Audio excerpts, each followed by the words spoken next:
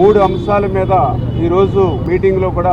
నిర్ణయాలు తీసుకోవడం జరిగింది. అందులో ఒకటి ఏదైతే ఇరు రాష్ట్రాల్లో ఉన్నటువంటి రిజర్వాయర్లు ఏదైతే ఉన్నాయో ఆ రిజర్వాయర్ల యొక్క అవుట్ ఫ్లో వెళ్ళేటువంటి కెనాల్స్ కి వెళ్ళేటువంటి అవుట్ ఫ్లో దగ్గర టెలిమెట్రీస్ మరి ఇరు రాష్ట్రాల్లోనూ కూడా ఏర్పాటు చేయాలనేటువంటిది మరి ఇద్దరు రాష్ట్రాలు కూడా అంగీకరించడం జరిగిందని చెప్పి తెలియజేసుకుంటూ ఉన్నాం. అదే విధంగా రెండవది శ్రీశైలం ప్రాజెక్ట్ ఏదైతే ఉందో ఇది తెలుగు జాతి సంపద.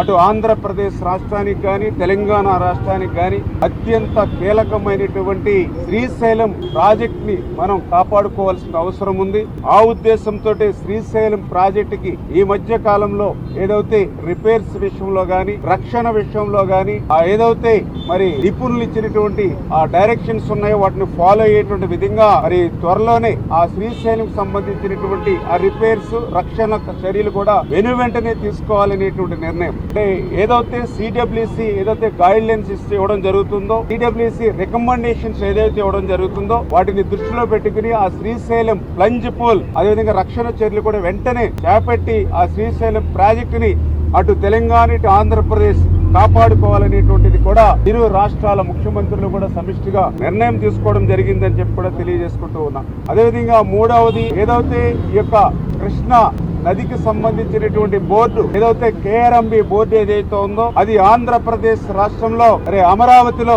మరి అది ఉండేటువంటి విధంగా అదేవిధంగా ఏదైతే గోదావరి నదికి సంబంధించి జిఆర్ఎంబి బోర్డు ఏదైతే ఉందో అది తెలంగాణ రాష్ట్రం మరి కేఆర్ఎంబి బోర్డు విజయవాడ అమరావతిలోను అదేవిధంగా జిఆర్ఎంబి బోర్డు హైదరాబాద్ లోను ఉంటుందనే విషయాన్ని కూడా మరి ఈ సందర్భంగా నిర్ణయం తీసుకున్నామంటే విషయాన్ని కూడా ఈ సందర్భంగా తెలియజేసుకుంటూ